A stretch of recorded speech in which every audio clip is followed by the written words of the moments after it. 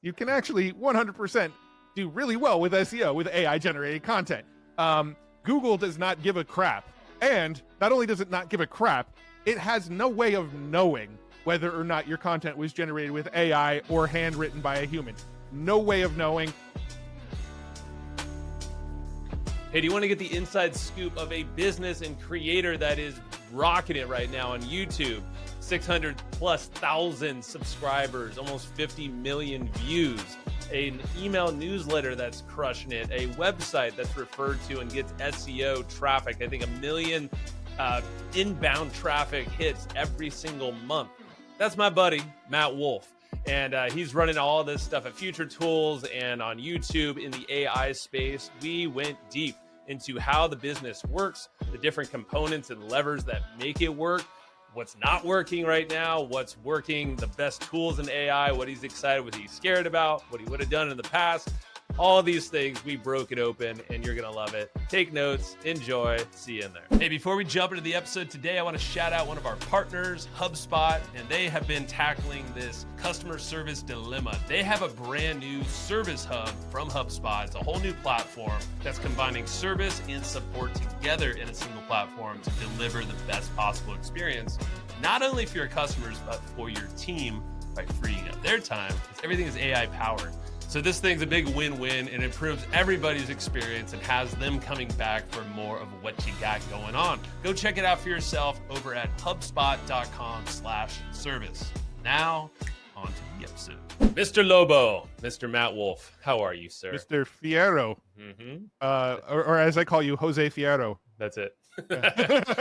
Feels like home. Yes. Back at it. It's good to have you. And of course, we are probably going to, I don't know how long this episode will go. We do have a hard stop, which is probably good for everybody here. Probably.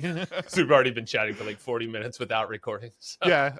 If we could, we'd probably do like Joe Rogan style 4-hour episodes. Yes. Well, that's what we were doing. Well, we never did that. I think our longest was like 2 and some change back on this show. I feel like we might have done like 1 or 2 3-hour episodes, but we broke it up into like 2 parts if we did. Everybody thanks us for that. Yeah. So you're back. For those, the minority or maybe majority, who knows, that know or don't know you. This is Matt Wolfe. He was my co-host for many a years, starting off the Hustle and Flowchart podcast. And, we've been partners on various things over the last, 15 years or whatever it's been.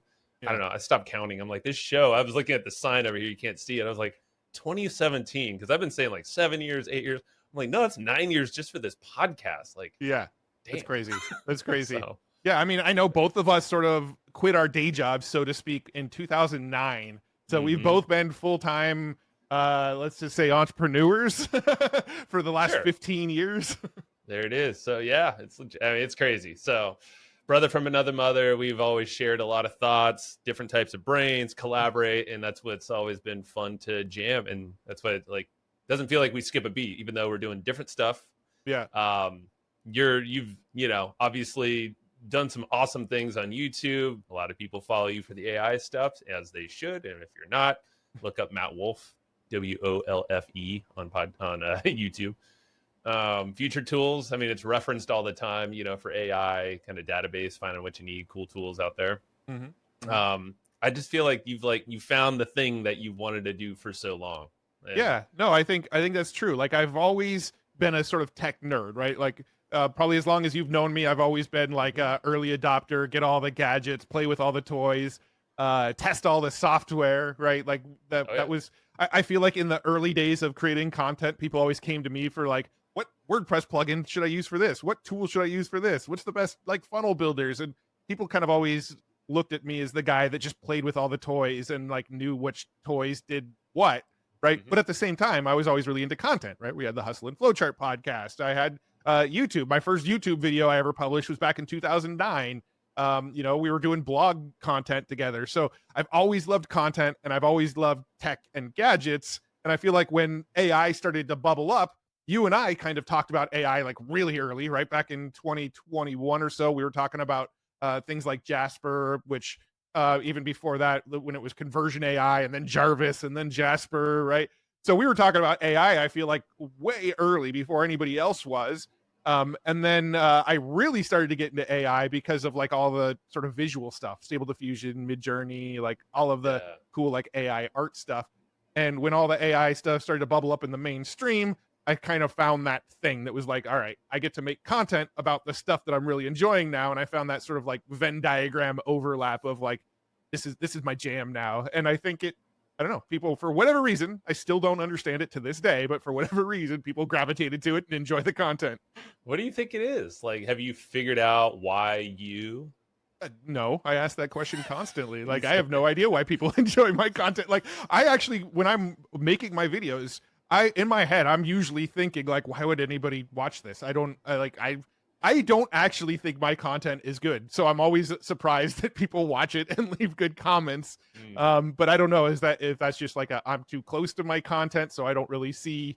A lot of times I feel like I'm talking about stuff that to me is just like, well, everybody already knows this. Like, why am I even making a video about it? Everybody already knows it. And then I put the video out and everybody's like, oh my God, mind blown. I didn't even know that existed. And so I think a lot of it is, I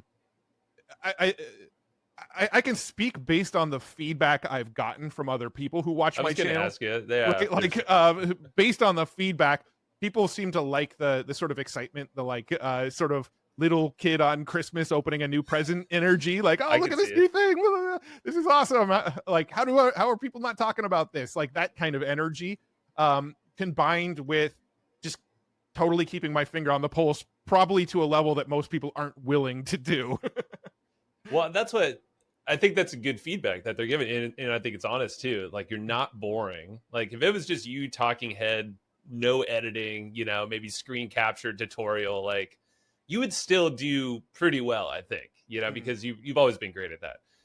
But then with the quick cuts, with the B-roll, with all these other like little silly things that'll pop up or sound effects, like, yeah, okay, now you just took it up that extra. I don't even call it like extra 20%. I feel like it's way more for YouTube, like engagement wise. Well, you and I, we've both been in the digital marketing world for 15 plus years at this point, right? So it's like we learned all the little like marketing tricks to grab attention. Like, when I'm thinking of titles for my YouTube videos, it's exactly the same as thinking of subject lines for emails. Like, what is the thing that's going to get somebody to click this email and open it? Well, what is the thing that's going to get somebody to click this YouTube video to watch it, right?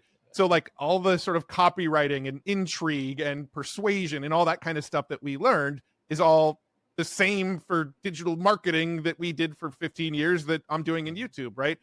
When it comes to creating video content, it's all the same strategies we've learned over the last 15 years of like making sure there's pattern interrupts. How do you hold attention? How do you, how do I make sure that I'm teasing out what's going to come later in the video? How do I open loops? It's like all of the same stuff that we use when writing copy for a sales letter can be sort of applied over to YouTube videos.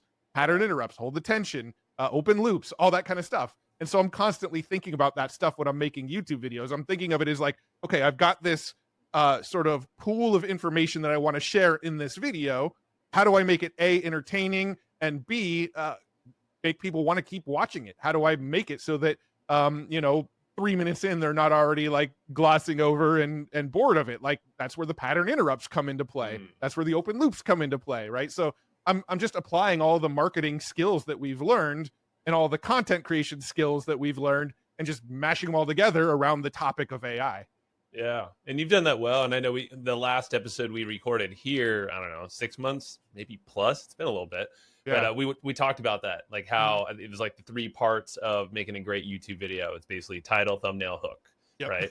Anything changed on that regard? It's still pretty much exactly the same. I mean, title, thumbnail, hook. In fact, I even think that focusing on retention is less important than it used to be. I think retention in the video? In the video, yeah. Really? I think it's less important than it used to be because I think people have gotten overwhelmed and sort of they're just over what we call retention editing. And retention editing is essentially like quick cuts, fast motion, move. Like Mr. Beast has been like people have used the term the beastification of YouTube, right? Yeah. The beastification of YouTube is like editing for retention, where it's all quick cuts, fast, yelling at the camera, lots of B-roll, lots of text on the screen, explosions, like just so much happening at once where your brain is just like overloaded. Like, oh my What gosh, am I watching right now? yeah, there's a lot going on. I can't look away, right? And I think people are kind of over that now. And there's been this shift back to like what YouTube was like 10 years ago, where it was more like personal, right? The Casey Neistats, the David Dobrik's, the vlogger style, where people are just sort of sharing insights into their daily life. You look at people like Moist Critical or Penguin Z0, right? His videos are just like a dude talking to the camera and commenting on like whatever the latest news is. And he's one of the most popular YouTubers in the world right now. And he's literally just like face to camera commenting on stuff. No retention editing whatsoever. And he's one of the most popular YouTubers. There's another YouTuber named Sam Sulek right now who's in the fitness space.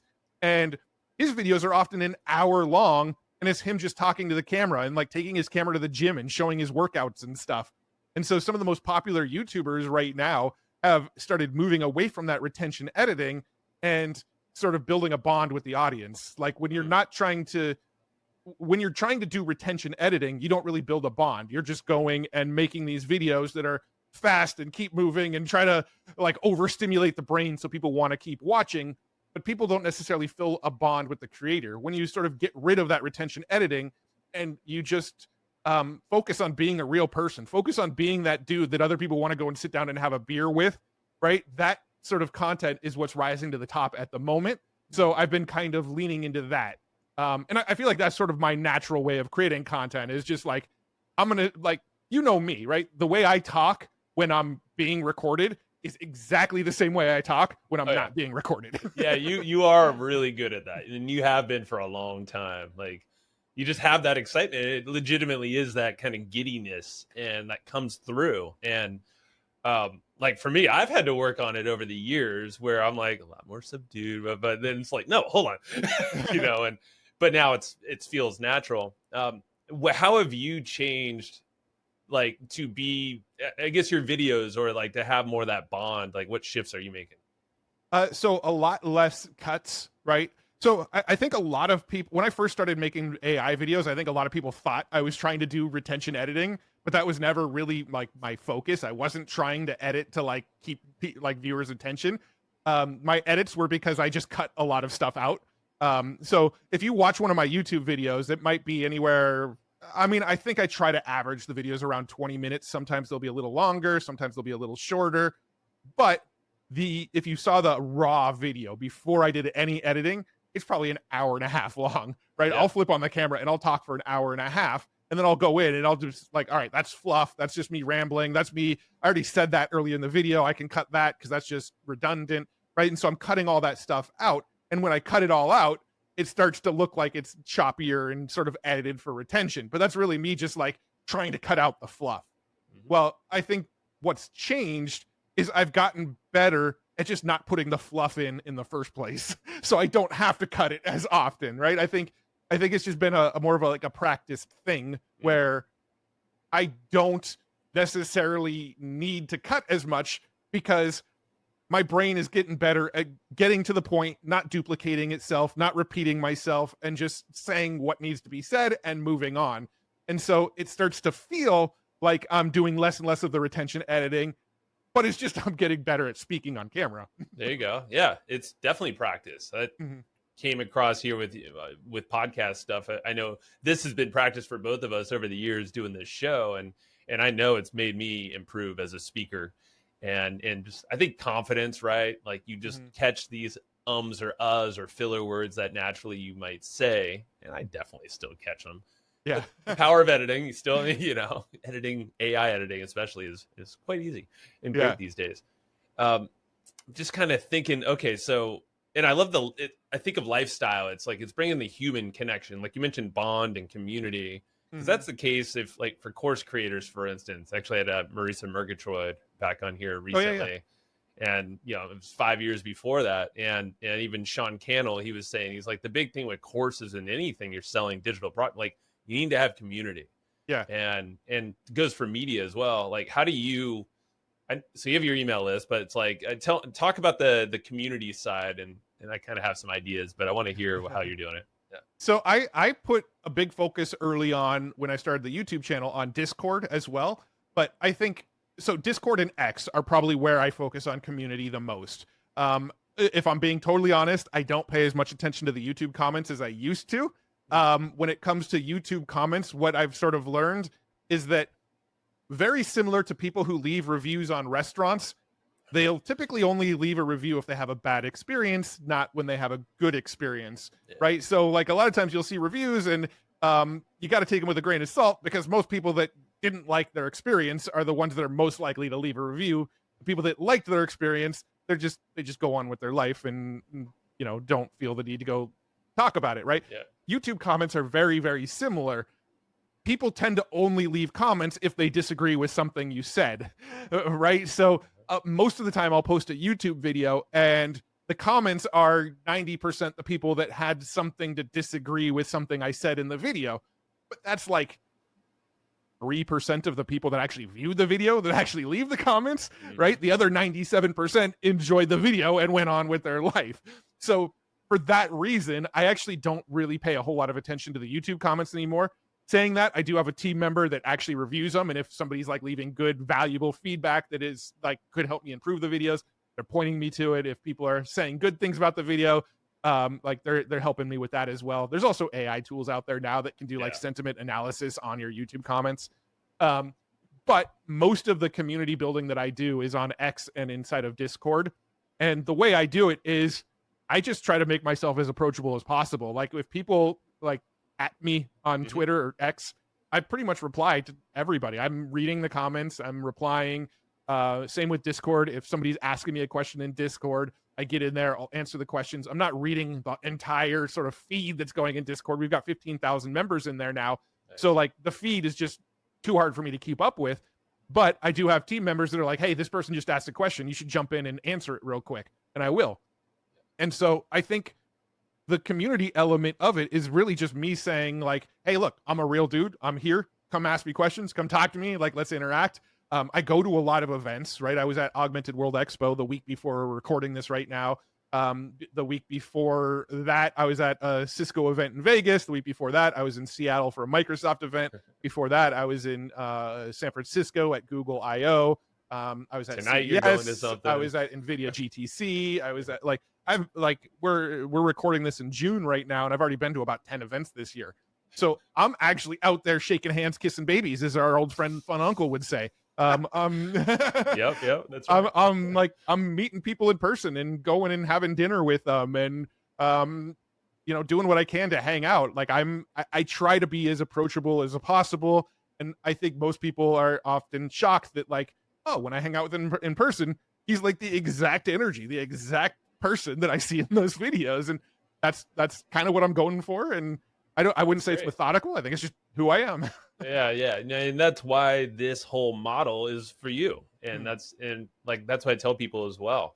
If they're saying, hey, how's Matt doing? I'm like, he's literally doing what he wanted to do for a long time. Like it's perfect. And it is interesting in that way, right? Like I feel like at Evergreen Profits, we were constantly talking about the idea of like building a media brand, going in harder on YouTube and creating more video content and all of that kind of stuff. And I just kind of leaned into that, and it's been working out pretty well. Well, and you also carved out a very, a niche space. Obviously it's kind of broad, but like in the time, like there was a gap, right? Yeah. Like on YouTube, and you filled that. And like, this is what we were talking about before recording, is the fact that like, if you could spot something like that and you can move quick, being as a single person going after it, or maybe you have a small team, maybe not a bit, like you could see maybe some of the trends that bigger companies are doing, but you're like, oh wait, hold on, no one's really attacking it in this way, or this vertical, for sure, on YouTube,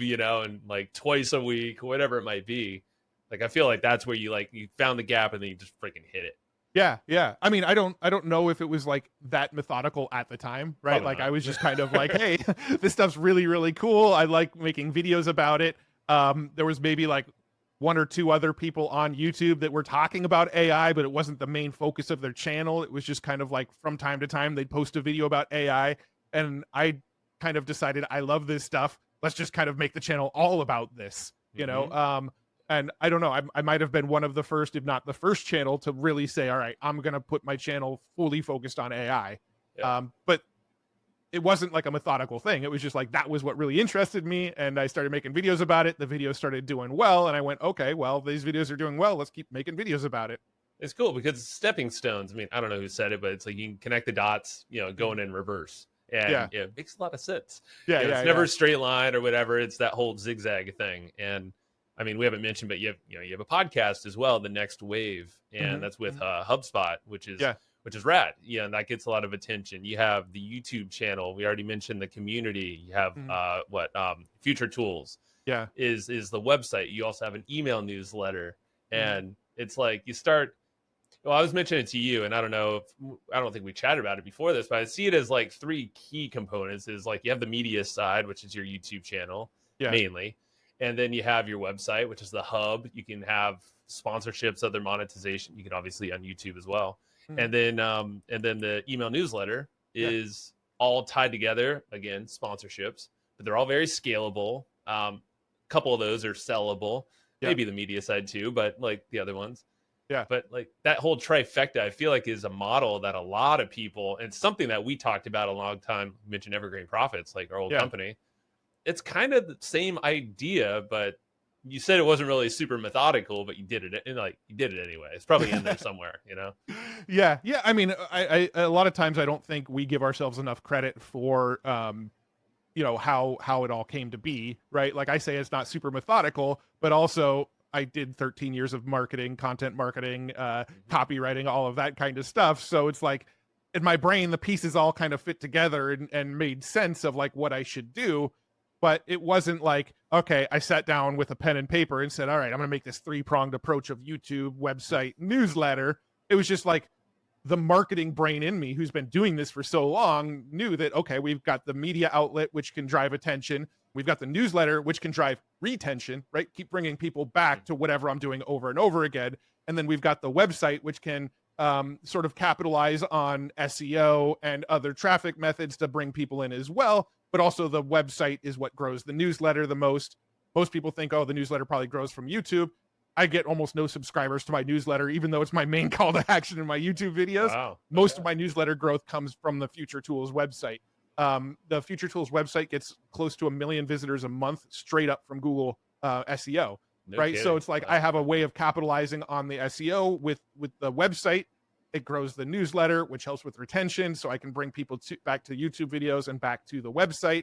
And it's just this like symbiotic process that to me just all kind of made sense. Like if you have a website, you should have a newsletter. We've preached that for over a decade now. If you have a website, grow a damn newsletter. That helps you bring people back to the website, right? Content marketing is, in my opinion, the best form of marketing because it's free. You put the content out there. It could live on forever and continue to drive traffic forever. We've preached that forever, right? So it's like all of the stuff I'm doing is literally the stuff that you and I preached on the Hustle and Flowchart for, however long we did the Hustle and Flowchart show together. 9 years. Well, with you about 7.5 or so. Yeah. So it's all just doing, like practicing what we've been preaching, right? You build media, create content, grow a list, and that's really it. Well, so talk about, and this is great. I love the fact that SEO, because I was unaware. I kind of had a feeling, in terms of traffic SEO, because of the sheer amount of tools that you're referencing daily, like new ones all the time. And you obviously have a system for this. This is where you always had your brilliance. So I guess walk through, because a question a lot of people have, and I've heard it a lot asked to me, because still the main driver actually of growth of this show is on the website. It's through SEO as well. Same thing. But obviously you're capitalizing like other brands, which is always brilliant. It's again what this podcast has done too, leveraging on people's names. Of course. Break down the whole SEO thing. And like, so obviously it works still, because that's the biggest question. People are like, is it even worth it? Yes. Yeah. Well, it is for now. I don't know if long term it's going to be worth it, but right now in this current moment in time, it's still worth it. So yeah, like the SEO. So there's been a lot of talk about how like AI is, you can't create content with AI and get it SEO'd, right? A lot of people have claimed that. It's BS. You can actually 100% do really well with SEO with AI generated content. Google does not give a crap. And not only does it not give a crap, it has no way of knowing whether or not your content was generated with AI or handwritten by a human. No way of knowing. I know there's AI detectors out there. They suck. They don't work. They're not as accurate as everybody believes they are. There's been stories out there of college professors failing everybody in their entire class because he thought they wrote it with AI because one of these AI detectors claimed all the freaking articles were written by AI. That's right. rough. So like those detectors just, they don't work. If you wrote something with AI and you change like 2 words in the article, all of a sudden the detectors can no longer tell that it was AI written. So AI 100% can still work for SEO. What are you using specific tool? Obviously you have a whole automated thing, but to do your writing, like, do you prefer any one tool? Yeah. So I built a workflow. Are you familiar with make.com? Yeah. Yeah, so I built it for anybody who's not. It's very similar to Zapier. If you're familiar with Zapier, make.com is a competitor. They kind of do the same types of stuff. So I built a workflow in make.com where whenever I come across a new tool, I take the URL of that tool, I put it into a Google Sheet, into like a cell in a Google Sheet, and then make.com takes that URL, uses a tool called Scraping Bee. It uses the API from Scraping Bee to scrape the sales page. It basically just looks at the URL and goes, all right, we're going to take all of the content that's on this page. It takes all of that content and then it pulls it into GPT-4. And then there's a prompt that it automatically submits that says, summarize what this tool does down into one paragraph. And then it summarizes it down into one paragraph. And then it takes that output, that one paragraph, sends it to another GPT-4 and asks it to summarize that one paragraph down into one sentence, right? So now all I do is I plug in this URL into a Google Sheet and it scrapes the site, writes a summary, writes a single sentence. And then the final step on make.com is it then adds it to my website automatically for me. So it takes that description, it takes that short description. That's what you see on the main homepage is the short description. Yep. And it builds out that page for every single tool. And so that's dope. I love so that. that's the workflow. You just throw it into whenever I find a cool tool, throw it into Google Sheets, and it's on the website. Wow. Yes. And so that's sort of how that works. And all of these things rank. And a lot of times, if you search for a specific tool, the number 1 listing is like the tool itself. The number 2 listing is the future tools listing for that tool, right? So I know it really works. And what Google really wants to see is if somebody clicks on a link and they go to the site, how quickly do they come back to Google after they click on the site, right? Like that's pretty much 90% of SEO these days. People who sell SEO services don't want to admit that that's what it is because otherwise everybody can just do it themselves. But that's what SEO is these days.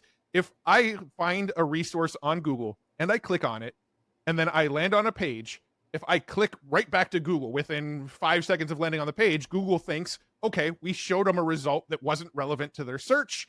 Let's push it down the ranks a little bit, right? And this is very oversimplified. There's more nuances to it, but for the most part, that's a very simplified version of SEO. If they click on a link and then they bounce back to Google real quick, Google sort of deranks that site a little bit. That wasn't the right result. That's all Google cares about. It doesn't matter if it was AI written. It doesn't matter if it wasn't AI written. However, if you spend a lot of time doing like AI written blog posts, and these days people are getting better and better at going, this feels like it was written by ChatGPT, and they bounce off very quickly, those sites derank. So if you're using AI to write a blog post and people land on it and they start to get this impression, this feels like it was written by AI, they're going to bounce. That site's going to lose rank, and Google's going to rank the higher value content that's on there, which is why a lot of people say like AI content doesn't really work for SEO. It's just because sometimes AI is writing really crappy content that people bounce away from. And I would urge to say that maybe people either they don't know, or they're being lazy and they're not humanizing the content. They're not writing it, training it in your writing style, or at least prompting it in a way to model someone else that doesn't sound like, maybe it's using delve 5 times inside of an article. It's like, when the hell have you used delve in your life? Yeah. There's certain words AI loves that everyone's kind of picking and seeing now. Exactly. Yeah. Okay. This is great, man. And that whole workflow, I mean, someone could just take that right there and like create a whole workflow of yourself, like whatever application to your website. I know make.com, it's super simple. It's all like no code, drag and drop. stuff. Yeah. Is that what your website's made on as well? Is Make or No, it's built on Webflow right now. Webflow? That's right. But saying that, I'm actually working with a developer right now, and we're actually going to migrate the whole thing over to WordPress. So it's actually going to be on WordPress again. Sweet. Nice. Basically because Webflow has like bandwidth limits, and my site gets so much traffic that I'm constantly hitting those bandwidth limits. Good problem. yeah, it's a good problem to have. Great. Beautiful, man. And that's the thing, because I think you've had a workflow kind of like this for a while on your site, I believe. And I mean, honestly, it's like any databasing in general. It's just clever. I mean, I'm already getting a bunch of ideas. We don't need to go down the rabbit hole now, but beautiful. Okay, thanks for clearing up the SEO thing on the website side of stuff. The funny thing is, I'll just add this too, is like, yeah, I built a website like that back when we were still doing Hustle and Flowchart, but I was having it show pages like tools like lead pages and ClickFunnels, and it had like a filtering thing where it, are you looking for a landing page builder? Are you looking for a checkout cart builder? And we'd try to push them to Thrivecart. And I built like the same sort of filtering tool. I don't remember what we called it at the time. Oh shoot! It's coming back to me. It was some affiliate kind. It was an affiliate marketing play where like you filtered down to the exact tool that you needed, and when it found the tool that you needed, you clicked on it, and it was our affiliate link, right? And so when I built Future Tools, I literally just took that same concept. I'm like, man, I can build that same thing that we were building there, but let's just focus on AI tools. Same exact concept. I just sort of applied it to a new sort of niche. I love it.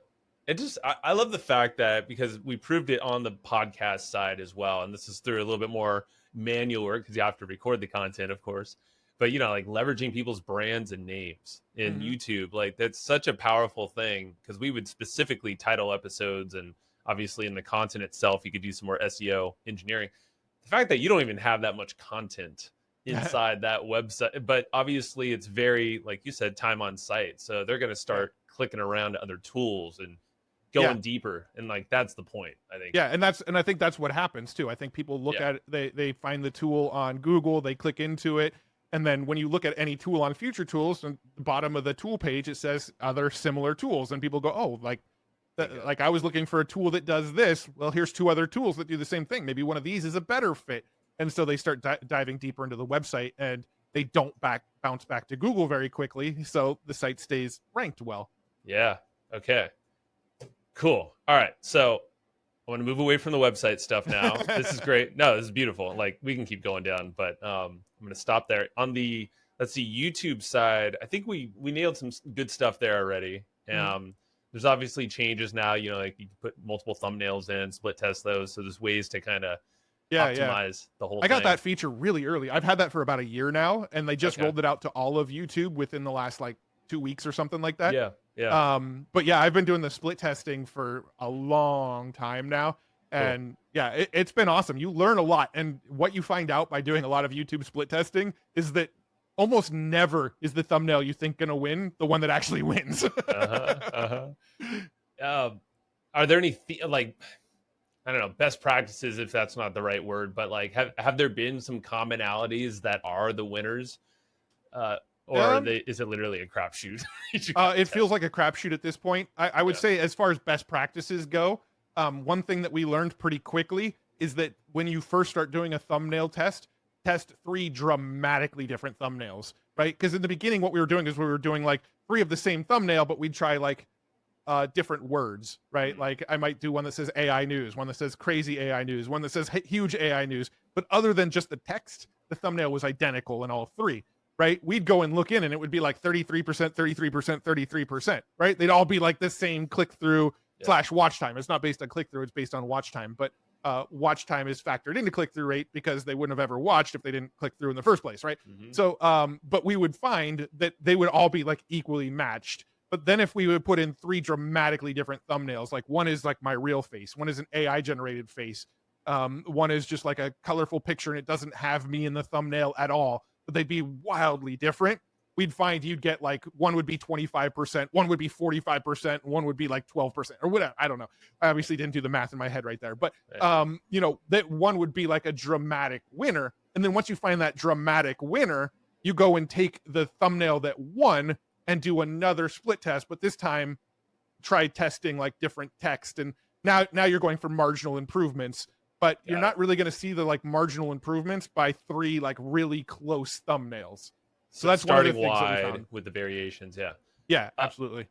So one thing, and I think if you have a YouTube video on this, just say I have a YouTube video on this and I can find it. But like I think you're the best, or at least one of the best people who can, get your face in AI form, but like do some wacky stuff, modeling different characters, whatever it is. Could you break down your process if it's simple enough to do that, or at least point us in the direction? Yeah, so I do have a couple YouTube videos about this, but the sort of quick overview of it is you have to use a tool. So are you familiar with Stable Diffusion? Yeah, I've used it a ton, but yes. Yeah, the AI art generation tool.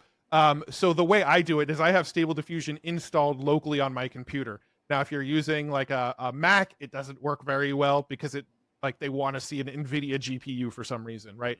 But I have it installed locally. And what I essentially did was I fine-tuned a Stable Diffusion model and trained my own face into that model.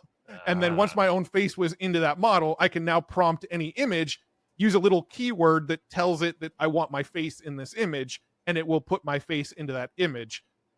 So, it's probably too like I did an interview on Social Media Examiner with Michael Stelzner, and that entire interview was like a step-by-step breakdown of how I do this. Beautiful. And that was the entire interview, right? So that was like an hour long, like, here's how to do that process. And then I also have a couple YouTube videos where I break down the process as well. But essentially, I'm fine-tuning a Stable Diffusion model with my face trained into it. Once you have it trained, you can literally type any prompt you want and put your face into that image. Okay. Yeah. Well, I just found 6 days ago, at least the time of this recording, repurposing video content into multiple mediums without you. It's probably something else, but that was Stable Diffusion. Or sorry, Social Media Examiner. My bad. Yeah. That was actually a more recent podcast. The one I did with Mike about training your images, I don't know, probably came out last year sometime, I think. Okay. Actually, I think I found it here. Yep. How to generate headshots with AI. Yeah. That's the one. Right on. Yeah, we'll link that up here. Beautiful. I figured that would be the answer anyway. I just wanted to ask it because it's top of mind. Interesting enough, though, from our split testing now, if you look at my YouTube channel, you'll notice that I'm actually using my real face instead of an AI generated face a lot more often, because the split testing. So when it comes to like what images work for thumbnails, it's been a moving target this whole time, right? And we find that out through split testing thumbnails, is that a year ago, me putting my AI generated face in the thumbnails is what really, really worked. But then we saw that trend happen on YouTube, and more people started doing AI generated versions of their face. Now, what works on my channel is actually real images of my face tend to get better, optimized better with the thumbnail test than when we use AI generated images. So we're constantly testing back and forth. And right now, we're in this phase where my real face works better than my AI face. So you're telling me that this is your real face right here, huh? I'm not saying all the time. We're testing. We're testing. In fact, you're probably seeing one of 3 variations of a split test on that image. This is on your website, so it's just pulling the best of the best. So I just had to mess with you on that one. That one caught my attention the other day. I was like, "Oh, Matt got all glammed up for this one. This is looking good." All right. Yeah. Well, I'm a thumbnail guy, right? So I have a guy named John on my team who makes all my thumbnails now. Yeah. And so he's also the one, he's like, I guess you could call him like my head of YouTube optimization, right? He's constantly going back to old videos and running new split tests on old videos and things like that. Brilliant. So we're constantly optimizing videos that even came out like a year ago. So yeah, like even the image you just pulled up is probably a split test that's currently going. Probably. Yeah. And I mean, that's a big nugget. You kind of just said, not passing, but like going back in time and looking at your history. Sean Camel said the same thing. He was like, could be videos 4 or 5 years ago that are now starting to pop off or maybe consistently growing. Like, why not go optimize those, go peek at, I mean, now with all these tools that we have. Didn't have then. Yeah, we have one video. I don't remember exactly which video it is, but there was one video that was sort of like flatlined. It wasn't getting any traffic anymore. We went back in, changed the thumbnail, changed the title, and you can literally go into our stats, see the date that we changed it, and it's just like a hockey stick. It just went and just shot up, right? It was a video that had like 10,000 views over like 6 months or something, and now today it's got 300,000 views after changing the title and thumbnail. You just never know. A lot of times the the algorithm, the YouTube algorithm, nobody really knows how it works. But if it seems like if you go and make some of those changes, YouTube might kind of test the waters with that video again. They might start putting it out to more people and going, all right, there's been some changes to this video. Let's see what we can do. I mean, YouTube wants the retention on site. YouTube wants people to go back and watch more videos. So it kind of feels like if you go back and change some things, tweak titles and thumbnails, YouTube, I think, kind of goes, all right, let's see if this does a little bit better this time around. And it's going to give you more love. I want to go back to, because I could have been hearing you wrong, but the retention on a video, does the engagement rate per video, do you think that gives you the most love with the algorithm? Or is it more like maybe they go to multiple videos within your channel, stay on site in general? Yeah, I mean, I do think I think, there's a lot of factors at play. And obviously, YouTube's never published how the algorithm works exactly. Sure. So everybody's just kind of guessing and like finding correlations between their tests and things like that. Yeah. I do think retention on the video matters. I think the point I was making earlier isn't necessarily that you shouldn't focus on retention. It's more that you shouldn't be doing the like retention editing style where it's just these quick cuts and like fast motion and like try to overstimulate the brain to keep people working. Yeah. That style of video isn't as effective as it used to be. I still think you need to keep people around. We still focus on things like the hook in the beginning and opening loops so people stick around to the end, and pattern interrupts to, grab people's attention when the attention starts to go away. It's just not that like what you would have seen Mr. Beast do a year ago, where it's just like, today I'm going to do this, and then an explosion happens and there's a cut every 2 seconds and it's just move. That style seems to be less effective, but that doesn't mean you shouldn't focus on retention. It just means that style of editing of just like quick cuts and like overstimulation isn't as effective as it used to be. That makes sense. Yeah, I figured. I just wanted to make sure we're super clear there. Yeah. For any of those wondering. Cool. All right. Really fast on that other third part of the trifecta. I know there's more, but like on the email side, I'm curious of some quick and then I have a few other questions, and I know we have a hard stop. I want to make sure that I can give you some time as well. I don't need any time. I can literally jump on like 1 minute before the call. Oh, What's up, guys? You don't need a pee or anything. All right, you guys. You do you. Hey, they work for me, damn it. I like it. This is good. That's the mindset, baby. Email, newsletter. What are some some things that might not be so obvious? Obviously, grow the list and all that stuff, but like anything that you've learned now doing this for almost 2 years, year and a half or so. Like best practices, maybe new ahas since going this route. So the way I do newsletters now is like dramatically different from the way we did newsletters back when, we had the newsletter for Hustle and Flowchart and Evergreen Profits, right? Because now I'm focused on like more of the traditional definition of a newsletter, right? Where it's filled with the news from AI, right? Like our old newsletters, we might focus on like one topic. Yep. And, when it comes to marketing, the sort of common wisdom, the common rule of thumb is like one call to action, right? Like one offer, one call to action, try to drive them to one place, right? And I do think that that's necessary from like a sales standpoint. If you're trying to sell something in an email, one call to action, don't confuse people of what you want them to do. The style of newsletter I do now, every single email has 20 links in it, right? So it's like a completely different style of email, and it's just been a completely different way of thinking. It's more about like, how do I provide as much value as possible inside of this email versus how do I get as many clicks from this email as possible. I'm less focused on the click-through rate of the email. I want the open rate. That's what I care about. I want people to read the email as opposed to click away from the email to one of the links that I'm sharing. And so that has been like a shift in focus that I've had to adapt to, right? I've tried to optimize for click-through rate, but found that when you're sending out a newsletter, certain pieces of news are going to resonate with some people, but not other people, right? So, what kind of open rate are you, or like what's your target? Let's just say that. I would say I'm targeting a 50% open rate on the emails. I would say more realistically, I get between 35 and 40% open rate. Nice. So the open rates are a lot higher than what we used to get on like marketing emails. Click-through rates are a lot lower than what we used to get on emails because there's a lot of options, and a lot of people will just read the newsletter and go, that was enough of an overview for me. I don't need to click into any of these links. I'm And that okay way a with lot that. of times. Yeah. I'm Get okay your with fill. that because the monetization is completely different. The way we used to monetize our old newsletters is one link, one call to action, send them to a site with an offer. If they click the offer, we either make the sale or we make the commission on the affiliate offer, right? Mhm. The new way of doing it is get as many eyeballs reading the email as possible and put sponsors in the email. I don't care if they click away from the email. I want them to see the sponsor, right? So the monetization strategy has been a completely different strategy. Now all I really care about is how do I get people opening and reading the email, because that's what gets the sponsor in front of them. So that's been a big sort of shift.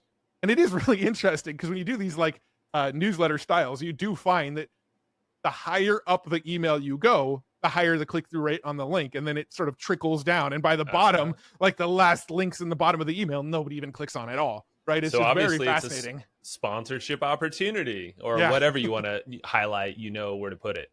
Yeah, Yeah. well, I mean, my goal is to make sure value first, Of course. sponsors get what they want out of the email second, right? The value to the user is number one for me. Same goes with YouTube. Same goes with Future Tools. Yes, they're all monetized through sponsorships and stuff, but like making just sure the happens. user experience and like them getting the content they want out of it, that needs to be number one priority always. So I always put like the number one most important news thing of the week kind of top, and then the sponsor might fall after that, and then the rest of the content falls after that, right? And so that's kind of been the approach. At this point, I've hired a team who mostly runs the newsletter for me, but it was definitely like a total mindset shift of how email marketing works from the way we did it as like direct response marketers to now the way I'm doing it as more of a brand marketer. Yeah. I like it. And that's honestly, I feel like that's just the approach overall. Obviously, if you, but there's two camps. Like you be on the more the media side or be on more of the product creator / owner side. So there's still a place for media, but of course, you're going to probably direct mainly to your own thing if that's the case. Right. So it's just deciding, but obviously there's whole businesses built off of newsletters now at this point, and they're sellable, they're scalable, and that's why I really wanted to. Yeah, go for it. Yeah, that was the other piece with like Future Tools having. So Matt Wolfe, the YouTube channel, not really sellable, right? It's too much focused on me. I mean, somebody could potentially buy the YouTube channel, but I would still have to be like an employee of it, like making the content on the YouTube channel. Probably a direction I would never actually go. Right. Future Tools, the website and the newsletter, is something that if that could be my retirement, right? Like that's the thing that down the line a company might come in and buy. And like what I found about Future Tools is, I've had acquisition offers. I've had a few of them now. None of them have been serious enough that I've like really entertained them. But what I found is that like companies don't necessarily care about the actual website and like the amount of traffic it's getting. What people seem to want to buy is the fact that I've built this database of all of these tools, and like every single tool that goes onto the website, when somebody submits their tool, I collect their name, I collect their email, I collect the URL of the tool. If they have like an affiliate program, I collect the link to your affiliate program, and all of this data for all of these companies that are building an AI, all of that is in my database. Right. And like, I'm not like a data broker. I'm not going to go sell it. I don't want to be the next Cambridge Analytica. It's really a route I'm thinking of going, but the Future Tools website and newsletter is something that is like sellable in the future. If somebody wanted to buy that company as a whole, I would never just go and sell the database so that people can do cold outreach to those emails. Like that's just against my own like ethical code. But, the business as a whole is something that I can sell down the line. I think it's brilliant, and it's the data play. And again, like this could be applied to so many other verticals and industries. If you're listening to this, obviously you've already outlined how you automate a lot of this on your website. Yeah. And the fact that you are collecting that information, I can just think a bunch of other industries and some that I'm already in as well, that like, that data is valuable, or like that's where the money is, or like who else is doing that? Well, maybe no one. Or are they guarding that content? Are there other ways, like, can you publicly? So again, it's like spotting the gaps and then finding, and filling the gap in your own way. Cool stuff. All right. So moving on, looking at time here and looking at my notes. I love how like we did zero prep for this podcast, Yeah. and it's like I have a whole list of notes now at this point. But that's just our vibe, right? So Whenever organized. you and I get on a call, it's like there's no way you and I are getting off that call within 30 minutes, right? It's just No. not possible. That's why I'm like, I got to cancel the team call. Jacob, now you know why. I told the team. So, all right, there's a few things. Well, shoot, where do I go? No, I want to go here first. So, what excites you for AI? Maybe with what's coming, what's here, what's exciting, and keep it kind of. Don't go like, I know you can go super deep, but like, yeah. So have some follow-ups. Yeah, the thing. So I'll tell you what I'm playing with the most when it comes to AI. I love playing with the AI music generators, Suno and Udio being two of them. Like, those so much fun. I cut you off. Suno's one. I've used that. What's the other one? Udio, UDIO. I haven't used that. Okay. Yeah, same concept as Suno. I feel like, so between the two, Suno, I feel like makes more enjoyable music, right? It's like good. It's more music that I'd kind of bob my head to, and I actually kind of enjoy what it creates. But you can kind of still tell it's AI, right? You listen to it and the way they sort of blend words together, and they still haven't figured out how to say AI. A lot of times they'll just go I, right? Like I, like that's good. So Suno, like you'll listen to the songs and be like, okay, I can tell it's AI, but it's actually pretty good. I kind of like this song, right? Udio is a lot better at fooling you into thinking it's a real song. Like I will listen to that music and be like, this sounds like a real band. I couldn't tell if you played this for me that it was AI. Cool. However, I feel like the music's slightly less enjoyable. Like I'm not finding myself like, oh man, this song freaking rocks, right? Like I don't feel that way as much with what Udio generates. They're both good. They're just good for separate reasons. Sure. The other stuff that I'm really excited about is AI video generation, right? I'm sure you've seen like Luma's Dream Machine, where you can enter a text prompt and it'll generate a video off of it. It doesn't really work very good for text to video, but it works really well if you generate an image with Midjourney or Stable Diffusion or DALL-E 3. Pull that image in and use that as like the starting frame of the video. Amazing at that. That's a good tip right there. Okay. Yeah, and then Runway also sort of teased their Runway ML sort of teased their Gen 3 model, which is another sort of like Sora level text to video AI generator, which looks really, really good. So when I'm just like sitting around having fun playing with AI, I'm playing with the music generators and I'm playing with the video generators. And a lot of times I'm doing it like in tandem. I'm generating a song and then going to like Suno, or generating a song in Suno and then going to like Luma and generating like a whole bunch of video clips to go along with the song, and then making a music video using the song and the clips that I generated with. Like, to me, that is so much fun. Like I love that stuff. Yeah. Like that to me is really, really cool. Claude keeps getting better and better and better. I love using Claude. I know they just released what the Sonnet 3.5. Yeah. Okay. And it's outperforming GPT-4o. It's already. It's out, like in all the benchmark tests, it's outperforming. It can do a single prompt video game, right? I saw somebody prompt it to like make me a basic game, like make me a snake game. It coded the whole thing and it worked right out of the box. I did a video where I was like, make me a playable tic-tac-toe game where I'm playing against the computer. Made it with one prompt. The game was workable, playable, right out of the box now. No other AI is really doing that right now. So Claude is really, really kicking ass for like writing code for you right now. That one's been really, really cool.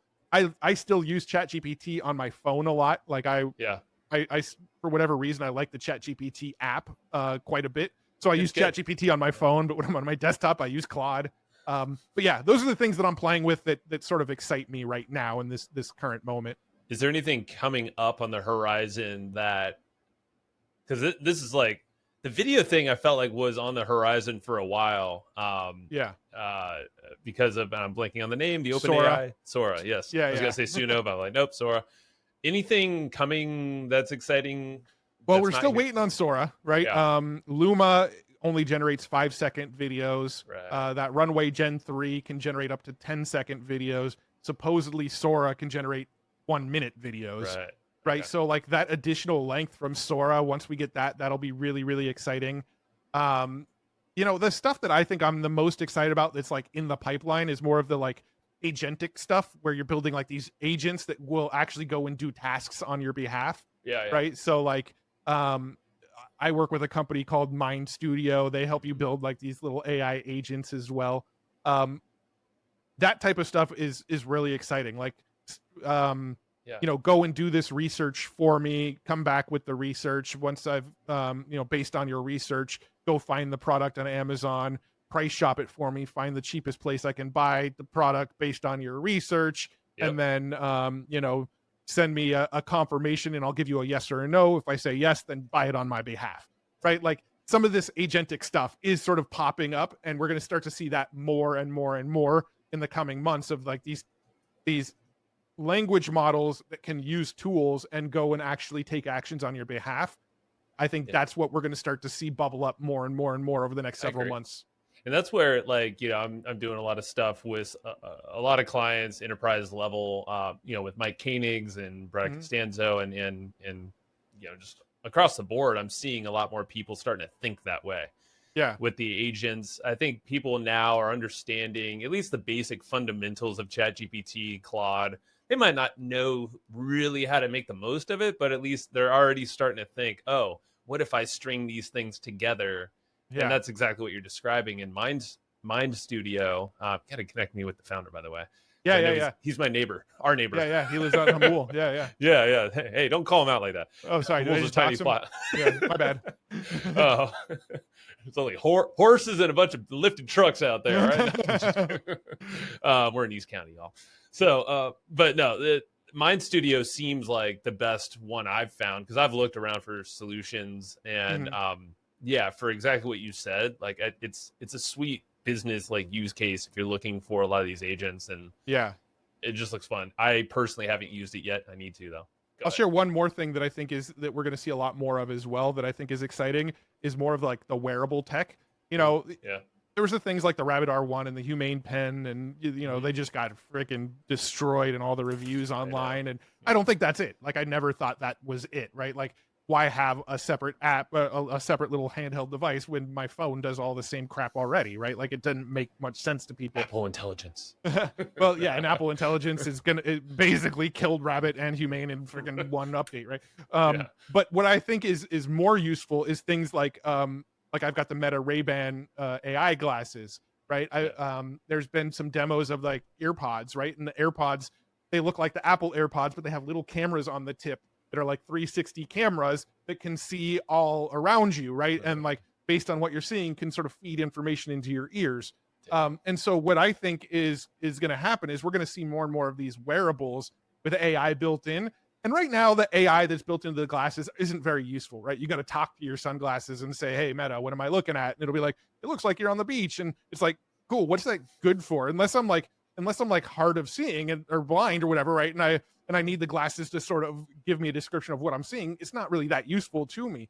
But what I think is going to happen is they're going to start putting like little heads up displays in it, or it's funny that we talked about Mind Studio. I was talking to Dimitri, the CEO of Mind Studio, and one of the things that we were really sort of nerding out about is the killer app would be sunglasses that when you meet somebody remembers that person, and then the next time you bump into them, the sunglasses whisper in your ear, by the way, this is Joe. Here's a couple of nice facts about him. This is Joe. He's got 2 daughters. He's married. He's got, and it gives you some like information. He lives at blah, blah, blah. He lives at 1234 BS Drive. BS Drive. whatever information it remembers about this person, you walk up and it's either like giving you a heads up display on your glasses, like this is Joe, or it's like telling you something in your ear about Joe, right? Like, that's cool. I could see that it would be going like that a way. killer use case. Like, how many people are saying they're horrible at remembering names? Well, put on a pair of glasses and now you remember everybody's names. Like, I think that's coming soon. Yeah, and follow up, like you could probably initiate follow up like that instantaneous, like with all these next steps that you might be doing when you're meeting someone. Like, I think it's just like how AI already is here on the screens. Why not bring it into the world around us and make it visual, make it here, make it all the above. So 100% cool. It's going to start somewhere with those Meta Ray-Bans. I mean, it's going to start basic. It's like Google Glass or whatever those glasses. They were ahead of their time, really. Like, way now ahead. They probably would have. I mean, they're ugly as hell, but now they would probably be a little slightly more accepted than they were back then. For sure. All right, go. What scares you? Quite honestly, I'm not that scared of most AI stuff at this point, right? The stuff, okay, so the stuff that really scares me around AI is more like bad actors using AI to do bad actory things, right? Sense. Like using AI, like we talked about Claude and how Claude is really good at coding with a single prompt now. Well, if Claude is really good at coding with a single prompt now, how easy is it for anybody to become a hacker, right? Like if I can go and have one of these AI and Claude and OpenAI, they're putting guardrails on it so people can't do that. But there's also open source models that are quickly becoming just as good as the closed models, right? And if you're using an open source model, you can yank whatever guardrails you want off of these models and do whatever you want with them, right? So what happens when these open source models get good enough at coding that they're as good as Claude, and I can say, write me a script that's a Trojan horse that I can install on Joe's computer and steal all of his data, right? Like, Don't do that. You're probably capable. Don't do it. Or like, as the video and image generation gets better and better and better, how is like visual evidence ever going to be used in court anymore? How are we going to show a video of somebody getting attacked and prove that really happened versus generated with AI? Right? The AI voice cloning is getting really good. We've seen scams already where people have used other people's voices, called the person's parents, scammed them out of money trying to be somebody else because they were able to clone their voice with AI. So the stuff that like bad actors can use AI for, to me, is the most scary thing about AI. I don't buy into the scenarios of like them rising up and destroying the world, at least not with large language models, not with the AI that we're using today. They're not even capable of that. There's almost like there's really no path to that with our current like tech that's out there. It's pretty dumb tech still in the grand in scheme. that sense, yes. Yeah, in that sense. But the sort of scam potential, the deep fake potential, the hacker potential, there's already been reports of Russia and China and stuff like that meddling in elections using AI, and who knows if it's propaganda or reality. Hard to disseminate that stuff now, hard to determine the truth versus not truth. And AI is not making it any easier. It's just getting more complicated, I keep thinking of, and this isn't the scary part, but like we're in a time of almost like a new renaissance in a way. And, it's like there's different arts, there's different media, there's different things that we all get to explore and kind of reinvent ourselves, reinvent society, and there's obviously a lot of scary stuff that can come from that, but it's like, it's new, I guess. Yeah. So it's like this whole new reality, I feel like, is shaping up rapidly in front of us, and it's adapting to that. It's like a different way of thinking that all of us need to. Well, yeah, and I think one of the big struggles we're going to run into is like governments are going to try to regulate this, but they're trying to regulate based on like the way things used to be with new technologies, and that just isn't going to work, right? Like I don't think copyright law is going to exist in the same form that it exists right now 10 years from now. I don't think it's going to be possible. There's all these sort of issues about like where the training data came from on like the large language models, the video models, the image models. Like it's trained on other artists' work, it's trained on the writings of other people, right? All the books out there, basically. Everything. Yeah, and that really sort of muddies the waters a lot. But if you look at humans in general, they operate in the same way. If I become an artist, I learned from all the artists that came before me. I'm taking influence from, the artists that I tried to model when I was learning art. How is that much different? Yeah. Right. I actually have this belief that all of the people that are fighting against AI over copyright reasons are actually pushing AI to become more and more mainstream. I think the people that are fighting it are actually having a reverse effect from what they're going for. And so you look at a tool like Suno that can generate AI music, right?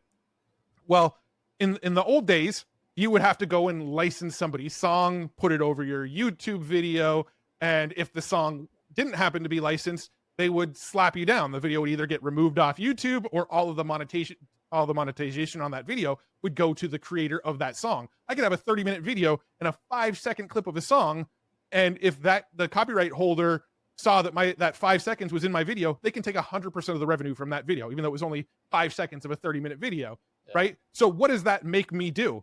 well, I'm not going to go license other people's songs. Tools like Suno are out now. I can just make a song, not have to worry about licensing it, and put that in my video without worrying about any repercussions, right? So by you going and slapping down YouTubers for using their song in their videos, well, now people are going to alternate sources to do that. Remember when we used to do like blog posts and we might find an image on Google or something, throw it into our video, and then you get an email from the Associated Press saying, hey, you owe us $800 because you used that image on our blog post? I do. Yeah. I remember that. What do you think that's doing to people now? Okay, fine. I am never going to use an Associated Press image ever again. I'm going to go generate an image with Midjourney instead. Yep, right? That's right. These companies that are enforcing copyright law are pushing people to the AI alternatives, which is not helping their cause. I just think copyright needs to be rethought completely if the creators of this IP want to continue to like actually be relevant in the creator economy. And think about the people who are pushing back and all that. It's like, well, you gotta know technology's not stopping. It's gonna keep moving quicker and quicker. It always has. And maybe the better stance is to be that person that helps shape what new regulation works like, but understanding that technology is going to keep moving forward. Someone's got to take the realm. And like, if you're specialized in music licensing, it's like, great, own that, and then be the person to help make that a thing that's, it's helpful for everybody as a whole. It's probably going to look different though. It's not. I mean, Grimes had the right idea, right? Elon's one of Elon's baby mamas, right? Like, she had the right idea of going on X and saying, hey, you can use any of my music you want. You can use my voice, make new songs with my voice, do whatever you want with it. Just give me a percentage of whatever you generate from it. If I was an artist, I'd be saying, screw copyright. I'm going that direction. Here's the files to use my voice. Go make songs with me in it and give me a cut. Yep. Look, I just created an army of me's now. Like, that's a better model. I'm sorry. Kind of brainy. Yeah, I'm getting all the marketing love now. And the first mover to do that, or at least handful, like, are going to win. Yeah, exactly. At least they're going to be known.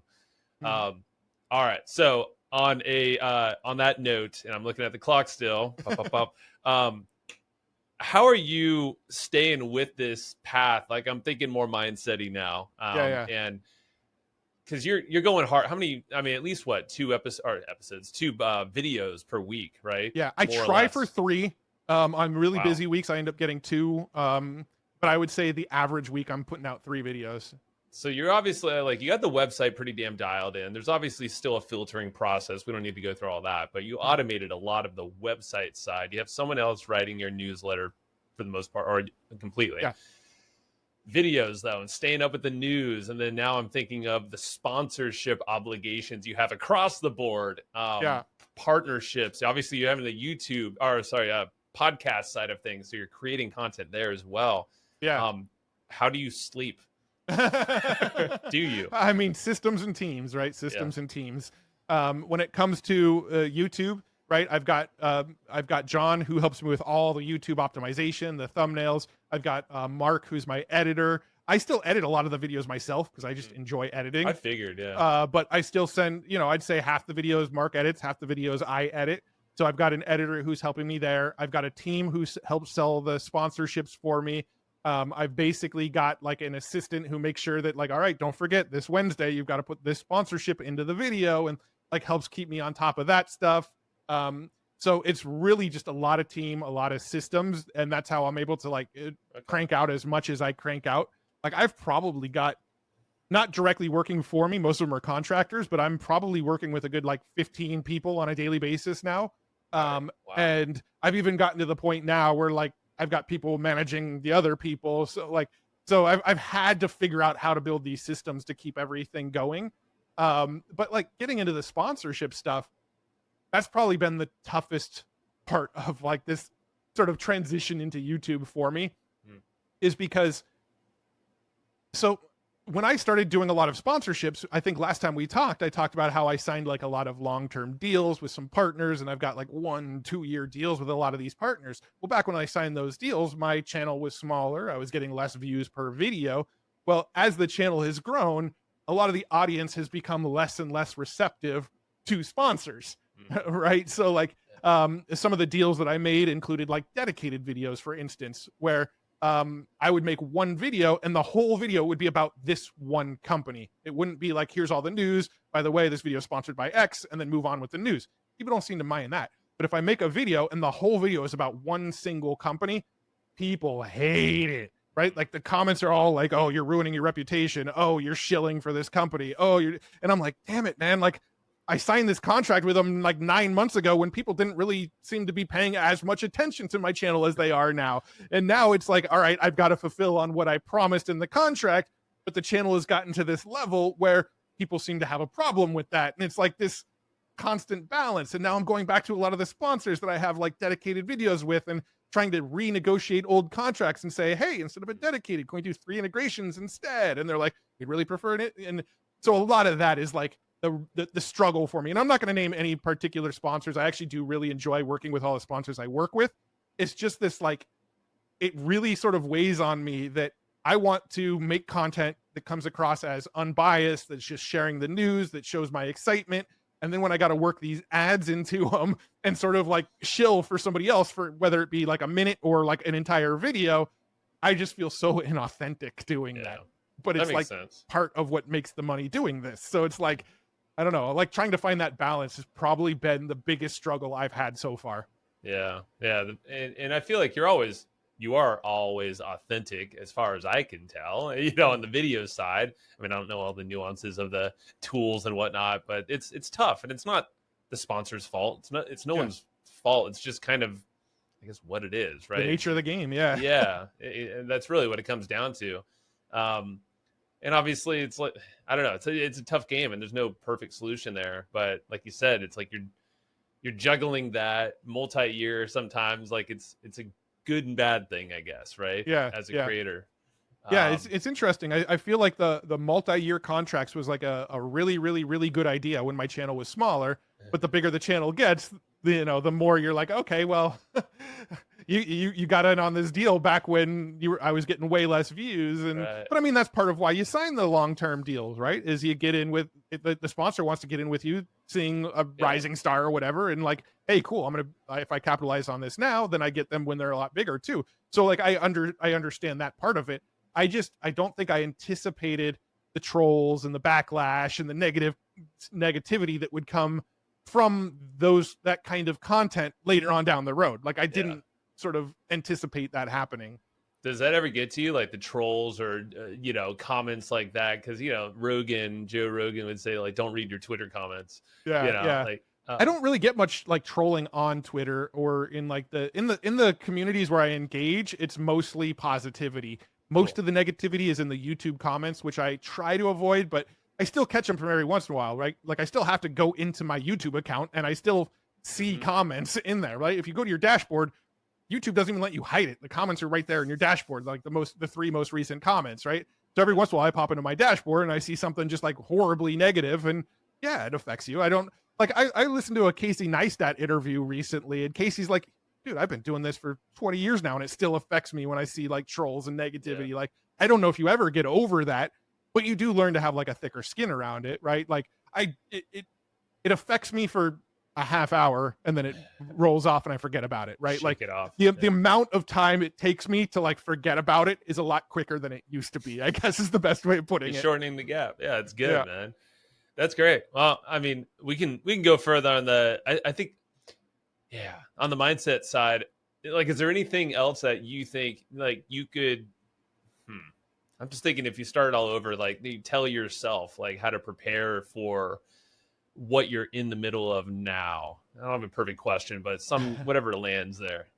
Yeah. Well, so one of the things that I've realized is most of the stress and most of the pressure that I've got from YouTube is all put on by me, right? Like I put the pressure on myself to try to produce 3 videos a week, and I try to put out 3 videos a week. And the weeks that I only put out 2, I sort of beat myself up for it. But I don't have a boss somewhere sitting there going, why didn't you get that 3rd video out this week? That was just my own like constraint that I built for myself, right? Like, so a lot of the like pressure and stress is like, is self-inflicted, right? I agreed to all of these sponsorships. I agreed to all of this stuff.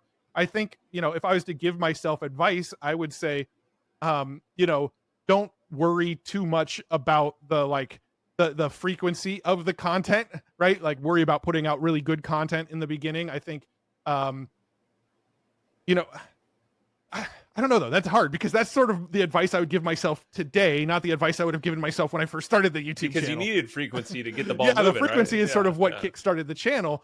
But then I almost feel like I got to this point where I felt like I needed to keep that same momentum even once the channel was already big. But the bigger the channel got, the more I can get away with producing less content but going higher quality. It's almost like the bigger the channel gets, the more you need to focus on quality versus quantity. It's like an inverse relationship kind of thing. Yeah. You know, I don't know if I would do a lot of long-term sponsors.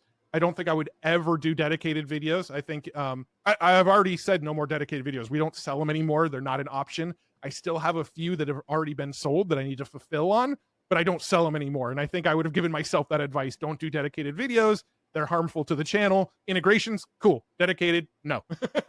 Got it. Makes sense. Yeah. But yeah, I would say that's like, I don't know. It's hard to say because I it's hard to put myself back in the mindset that I was, you know, 2 years ago when I was first kicking this all off and started going down this path.